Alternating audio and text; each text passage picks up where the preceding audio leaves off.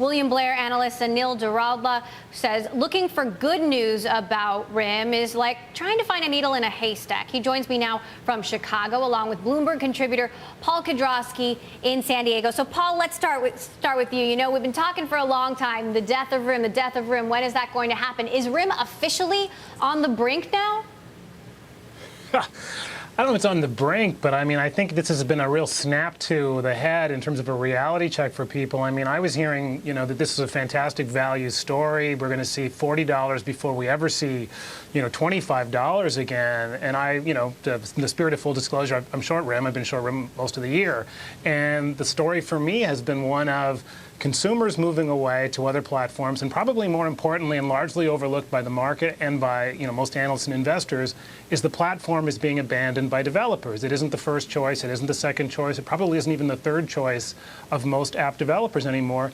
And in a world where smartphones are personal computers, they're really driven by the software, that's the kiss of death, being abandoned by developers, and that's the company's problem. Anil, what about the timing here? You know, we've been waiting for the new QNX operating system for, it seems like forever, if you think about the speed of innovation in the technology sector. We're waiting for an update for the Playbook tablet as well. Why can't they get these things out faster?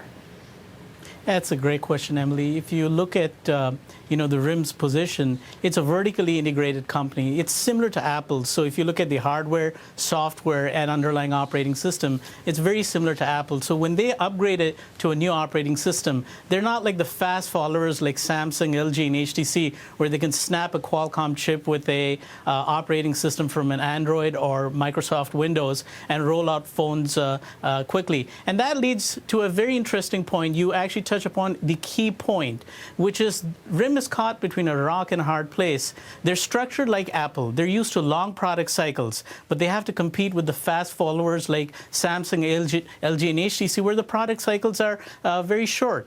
In many ways, you know, the RIM story is unfolding like Nokia. If you recall, a couple of years ago, Nokia was talking about the Symbian platform, and then they said, you know what, for the high-end, we'll go to MeeGo, and they partnered with Intel. Guess what? Symbian fell apart. They didn't have the confidence to go with MeeGo. They turned around, and now they're putting all their eggs in the Microsoft Windows platform. It has a lot of similarities, in my opinion. The more time we give RIM, the more time they seem to lose. Paul Kedrosky, do you think RIM is the next Nokia in the making?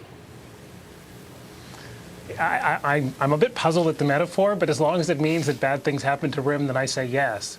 As I said, the fundamental problem that they have here is that even at what, let's say you take their guidance directly and say they do $5 or a little more earnings per share next year, the company's sitting at something like, you know, 4 and change multiple, 5 multiple on next year's earnings, and still people aren't picking it up. What does that tell you? It tells you that no one believes the numbers. That people, as Cory was alluding to earlier, the cash flow probably, or the cash burn probably accelerates from here. Those numbers don't get hit, and the company, to my mind, still looks expensive at these prices. And the fundamental problem that they have is it's not obvious, you know, who picks it up at these price levels, even as a buyout, which means there's really no floor under the stock. You got cash burn and no obvious acquirer, so the stock goes lower.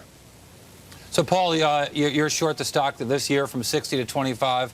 I looked back when I wasn't a journalist, and I was short the stock 5 years ago, and it went from about 25 to 25. So you timed it well. Yeah. What are you doing here, though? Are you putting more on? Do you think their companies get worse and the price gets worse? Because this is, by some metrics, very cheap, and they are launching some new products that are supposed to save the company here.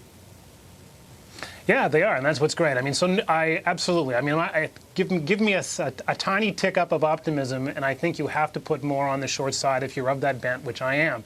So, you know, I just don't see how the strategy, the fundamental problem is the new products don't change the deeper issue, and the deeper issue is the abandonment of the platform by the people who matter, and the people who matter are the app developers, because smartphones are now platforms, and if you don't have the app developer community behind you, you're selling into some frozen corner of the marketplace that really doesn't matter anymore, and the deceleration in the business continues, and you become an even more of a fringe player than you were before, and the numbers continue to worsen, and so the stock almost certainly ends up lower than it is today. So I'm baffled that so many analysts are carrying this thing as a market performer. Unless you think the market's going to fall 15% over the next 12 months, I don't understand how it's a market performer.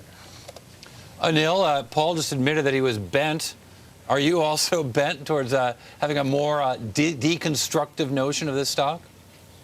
Well, you know, again, I have a market perform rating on the stock, and I kind of look out a little longer. There are a couple of things on this. You know, if you believe that, you know, tech stocks work before product cycles, yes, there is a product cycle which is kicking in. I think the bigger issue that's there for many of the investors and for even people like me who are on the sidelines is the sustainability of the operating OS 7.0. And I think one can argue that this is a stopgap between the OS 6.0 to something called the QNX. But really, people might look past through this and focus on QNX. And in my point, QNX is a make or break. I've been in the wireless industry for about 25 years, and at the end of the day, RIM does have some unique technologies. RIM has some very unique security platforms. They have a nice tie-up with the enterprises. So, you know, you can't rule this company out totally like some of the consumer-oriented, but definitely all the, you know, chips are stacked against them, at least over the next 6 months. Anil, do the co-CEOs need to go? Is it time? You know, I think that is one thing I'm very clear. The problems of RIM largely lie because of the strategic miscalculations done by the co-CEOs. From my point of view, I look at RIM as a company that's mastered the science of communicating efficiently over the air. But when it comes to the art, the ability to awe the consumer, they've done a terrible job. Now, look at the founders. One is a physicist, the other is a business person. And for some reason, they've not been able to capture the artistic part of it, which capture the imagination of the consumers.